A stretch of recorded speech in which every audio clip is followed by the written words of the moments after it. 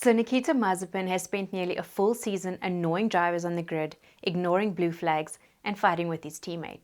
But in this video, I want to put all of that aside and assess whether or not he actually deserves to be in Formula One. We're going to do that by looking at the data on his racing abilities to assess if he deserves his seat or if he's just a cheeseboy driving on his dad's billions. So let's get into it.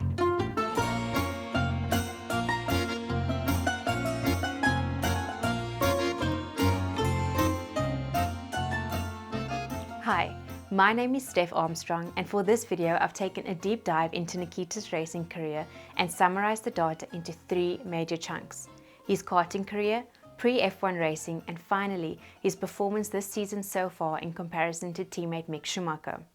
Let's begin with karting. I took a hard look into his karting resume, and on its own, it tells a story of a kid gradually improving his race results each year and eventually showing real promise by placing second in the FIA World Karting Championship. And on its own, that last result really is impressive. However, when we look at his karting career in comparison to his contemporaries, these guys, it's like watching a donkey in the Kentucky Derby. I chose to review these six because they're in the same age group as Mazepin, and most of them entered the same karting events alongside him. The data shows that all of them performed significantly better than Nikita in each racing event, and in several cases even going on to win the title, whilst Nikita's best result was somewhere at the back of the grid. For instance, in the WSK Final Cup of 2012, Nikita placed 24th, whilst Ilott went on to win the title. And if you're wondering who Callum Ilott is, he's the guy the data proves Haas should have signed if all was well with the world of Formula One. But we'll get into that a bit later. Then, in 2013, he entered the WSK Euro Series and placed 18th, whilst Lando Norris went on to win the title. So okay, you'll probably say, yeah, but Mick Schumacher came 19th behind Nikita in the same event, and Lando placed 20th in the WSK final that Callum Ilott went on to win. But if we look at each driver's resume on its own, you'll see that they were still kicking butt all over the place, winning championships year after year, while Nikita was still struggling to keep up. Let's look at George Russell, for instance, Formula One's golden boy and my personal favorite. His karting career spanned 4 years, and in those 4 years he picked up 8 titles in some of the most prestigious racing events in the world. When we look at Nikita, besides second place in the World Karting Championship, he only managed to win one championship, the Russian Karting Championship, which, by the way, I couldn't find any real concrete evidence of other than Wikipedia. I looked hard, I promise. If you happen to have some, please leave it in the comments down below and I'll update my slides, thanks. Let's do a few other comparisons just for good measure. Callum Ilott performed so well in karting that he was awarded the WSK Driver of the Year in 2012, the youngest ever recipient of the title. At the same time, Yuki Tsunoda was dominating karting all over Japan, picking up titles as if they were daisies. So if you place all 7 drivers side by side, it's difficult not to notice that Nikita's performance really didn't meet the bar from what's expected from a future Formula One driver. But that last result in 2014 was worth noting. To be honest, if I was keeping up with the karting talent of the day and I saw this random Russian bust out of nowhere to nearly beat Lando Norris, I'd be like, dang, that's really nice. So the next logical step for Nikita was to enter the world of senior racing, where drivers fight tooth and nail for a coveted spot in Formula One.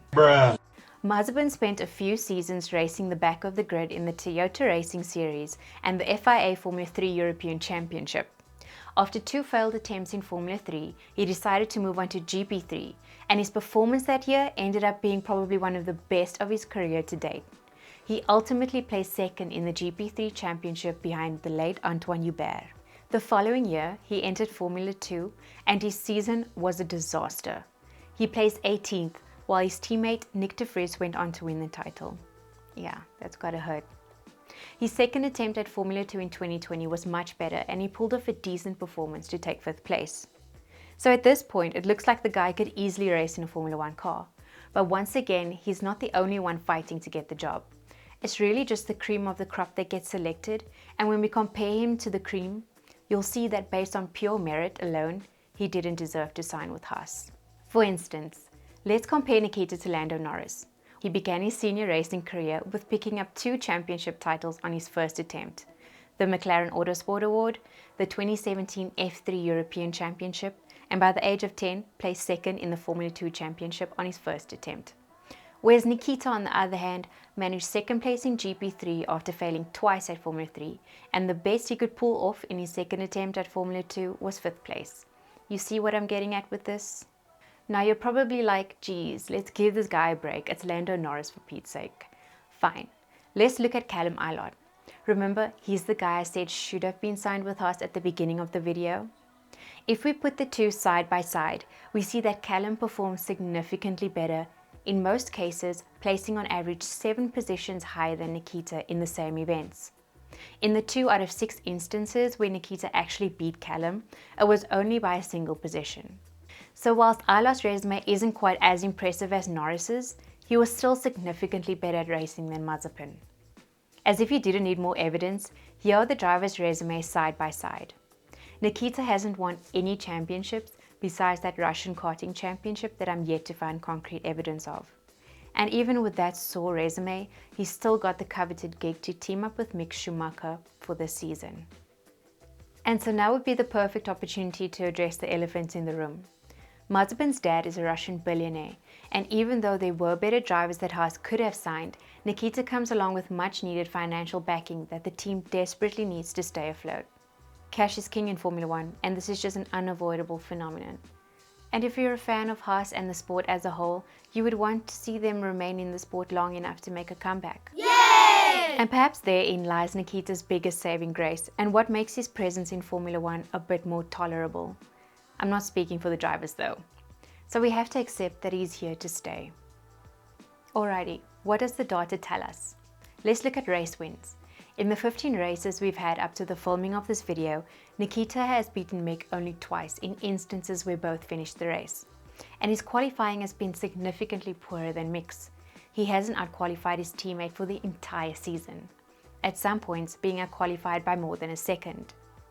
Nikita claims that the reason for his poor performance in relation to Mick boils down to the fact that he has a heavier chassis.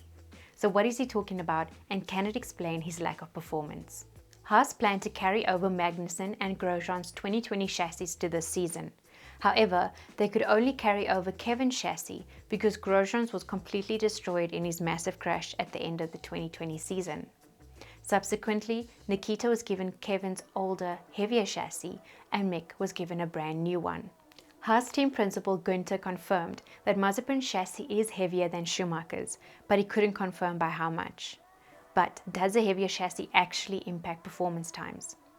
If, for example, there is a 10 kilogram weight difference in chassis, the heavier chassis can cost the driver up to 0.4 seconds per lap. But Günther said that the weight difference is less than 10 kilograms. Nikita eventually commented with, quote, "However, I would say in the grand scheme of things, it's not unacceptable. It's just making my life a bit more challenging." Well, I hate to break it to you, buddy, but challenges are what you can expect when you're racing at the pinnacle of all motorsport with 19 of the best drivers. Well, 12 of the best racing car drivers in the world. Eventually, at Spa in Belgium, Haas swapped chassis, but unfortunately Nikita still could not outqualify Mick, eventually placing 20th with Mick qualifying 18th, a full second faster than Nikita in a supposedly heavier chassis. And since then, Mazepin still hasn't outqualified Mick. Okay, I'm tired of talking about Nikita now.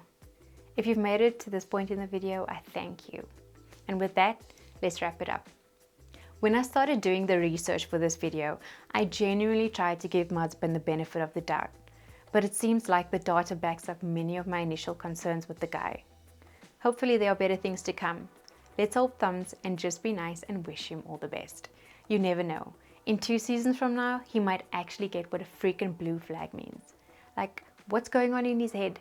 Does he not see it? Or does he have like a tinted visor or something that blocks out blue? Bruh, you're getting lapped. Get out of the way. Don't race the Mercedes. So, what do you think? Does Nikita deserve a seat in Formula 1? And how do you feel about the fact that he's here to stay? I'd love to know your thoughts. Also, please do let me know if I should do this again and which driver you'd like me to review next. Thank you so much for watching. If you liked the video, please like and subscribe and hit the notification bell because I will see you again next week. And remember, in everything that you do, make sure you send it